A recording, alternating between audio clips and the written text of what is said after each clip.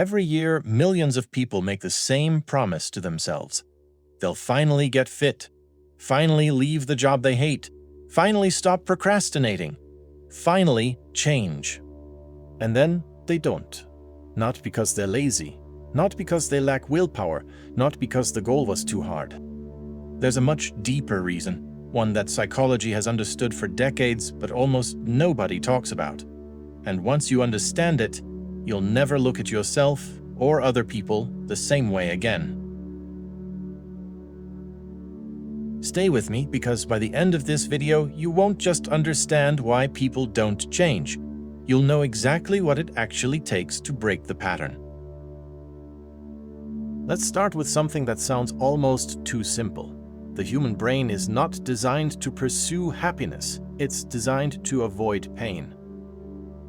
This distinction, as small as it sounds, explains almost everything about why change is so hard.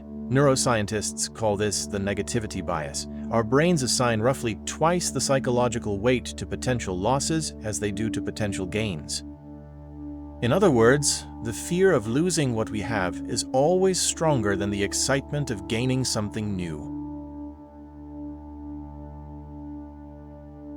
Think about it. You know that job is slowly draining you. But leaving means uncertainty, a new salary, new coworkers, new routines. Your brain calculates known discomfort versus unknown risk. And almost every time, it chooses the known discomfort. Psychologists call this the comfort paradox. We stay in situations that make us unhappy because our brain perceives them as safer than the alternative, not because we're weak, because we're human. But comfort alone doesn't explain everything. There's a second force, one that's even more powerful, and it has nothing to do with habits or willpower. It has to do with who you believe you are. Psychologist James Prochaska, who spent decades studying behavior change, found something fascinating. Most people who try to change their habits fail not because the new behavior is too hard, but because the new behavior conflicts with their self-image. If you've told yourself for 10 years, "I'm just not a morning person," waking up at 6 a.m. isn't just a new habit. It's a small act of identity rebellion, and your brain, which is wired to maintain a consistent self-image, will fight back.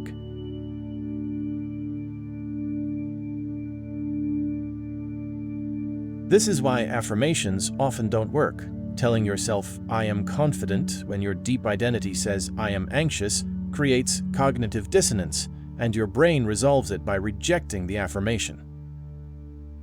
Real change doesn't start with behavior. It starts with a quiet, almost invisible shift in how you see yourself. The person who says, "I'm trying to quit smoking," is still a smoker trying to quit. The person who says, "I'm not a smoker," has already begun the real change. That's not just a semantic difference, it's a neurological one.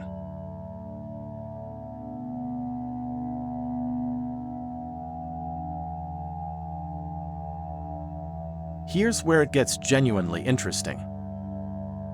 For most of the 20th century, scientists believed the adult brain was fixed, hardwired, done.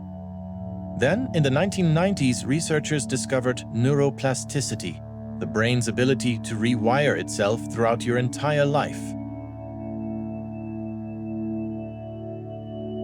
Every time you repeat a behavior, the neural pathway associated with that behavior gets slightly stronger. Every time you avoid an old behavior, that pathway weakens. This is the scientific foundation of real change, and it comes with one critical implication. Change is always possible, but it is never fast. Here's what research on neuroplasticity consistently shows. Forming a new neural pathway takes on average between 18 and 254 days, depending on the complexity of the behavior and the individual. That famous 21 days to build a habit idea, it's a myth based on a misquote from a 1960 plastic surgeon who was talking about how long it took patients to stop feeling phantom limb sensations.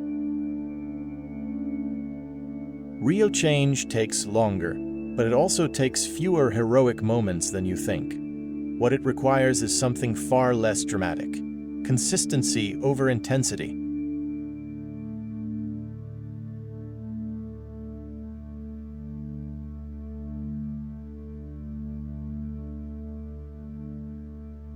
Let me tell you about a study that completely changed how I think about behavior change. In the 1970s, the US government was terrified. Hundreds of thousands of soldiers were returning from Vietnam, and studies showed that up to 20% of them had developed heroin addictions during the war. Officials braced for a public health catastrophe. It never came.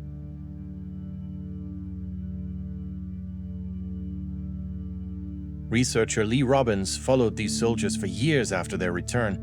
She found that roughly 90% of those who were addicted in Vietnam simply stopped using drugs when they came home. No rehab, no intervention, no willpower, just a different environment.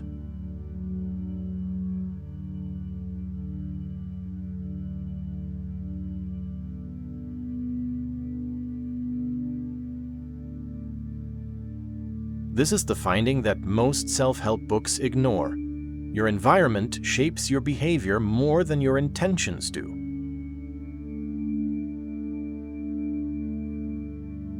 The soldiers weren't fighting cravings through discipline. They were placed in an environment where the cues, the sights, smells, social circles that triggered drug use simply no longer existed.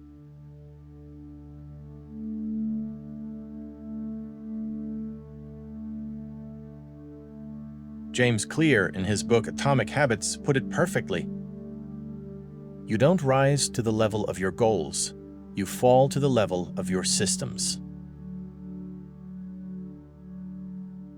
If you want to change, stop trying to change yourself through willpower alone. Change your environment. Remove the friction between you and the new behavior. Add friction between you and the old one. It's not glamorous advice, but it's the advice that actually works.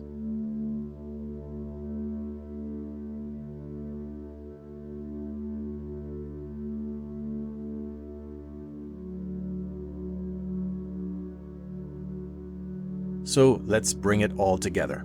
Why do most people never change?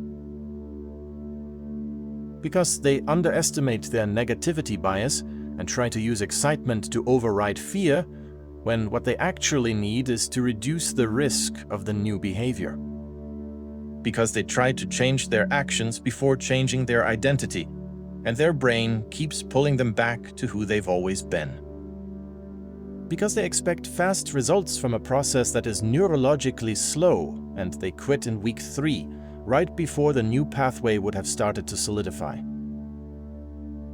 And because they try to change through sheer willpower, instead of designing an environment that makes the change almost automatic.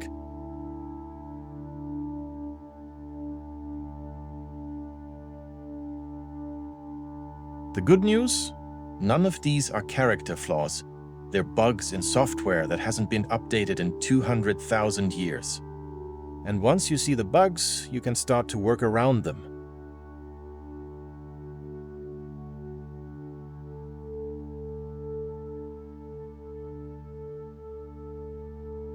Here's the formula that the research actually supports. 1. Make the desired behavior easier than the alternative. Don't rely on motivation. Design your environment.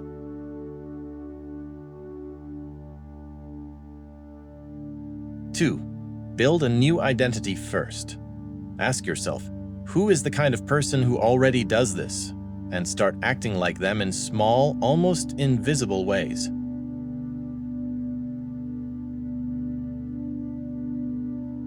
3. Expect the timeline to be longer than you want. Progress that feels imperceptibly slow is still progress. Neural pathways don't care about your impatience.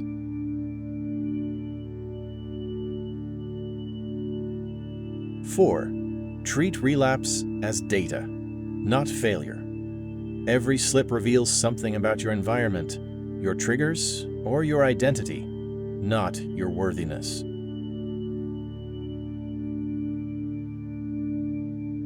Change is not about becoming a different person overnight. It's about becoming slightly less the same person every single day.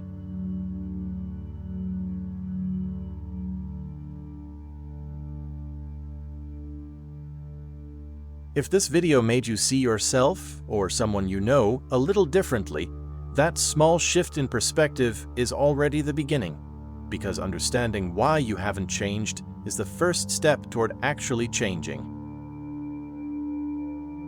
If you found this useful, subscribe. I explore the science of human psychology and philosophy every week in ways that are actually practical. And I'll leave you with one question to sit with.